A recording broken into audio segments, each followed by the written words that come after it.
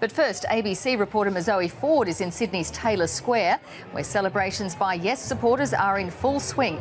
Zoe, elation there and I guess relief as well. Good evening, Juanita. Yes, Oxford Street is buzzing. The march down Oxford Street has just begun and we're going to take you through some of that march this evening. There's been a rally here in Taylor Square this afternoon where there's been choirs and speakers and a real cry out to Federal Parliament to get this done. So for now, as you can see, there are lots of people making their way down for Oxford Street and we will come back to you later in the bulletin. And we'll go back to Zoe and the celebrations in a moment. First, though, for no campaigners, the outcome was disappointing but not entirely surprising. The result was pretty much in line with what opinion polls had been predicting. Some same-sex couples, meanwhile, immediately started planning their new future.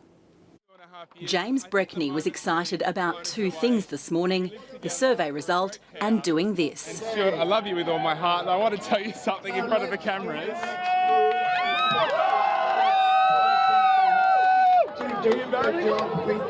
The nation said yes, and so did Stuart Henshaw. Very happy.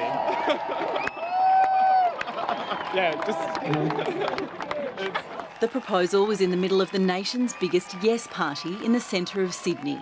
After a long journey, we have been accepted by the Australian people. I'm a country man. I'm down from Mudgee. I came all the way down here today just to be a part of this. For the faces of the marriage equality campaign, today was vindication. There's been so many people working for so many years to get this result. At no headquarters, there was a conciliatory tone. I'd like to congratulate the Yes campaign for their victory today. It's been decisive. The church that donated $1 million to the No campaign has no regrets. We spend money on what we consider to be for the common good, and that money was well spent for the common good. Pansy Lai, who starred in the No advertisements, hopes the government will legislate carefully.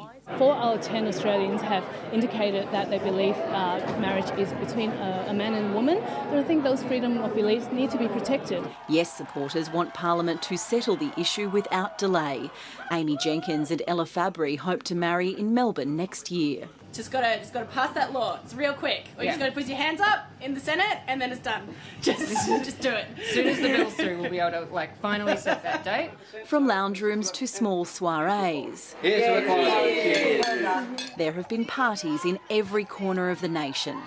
And love is well and truly in the air. Zoe Ford, ABC News. And let's return now to Zoe Ford in Darlinghurst, the traditional centre of Sydney's gay culture, where celebrations are continuing on this historic day. Zoe, the crowd's on the move there, the mood obviously jubilant.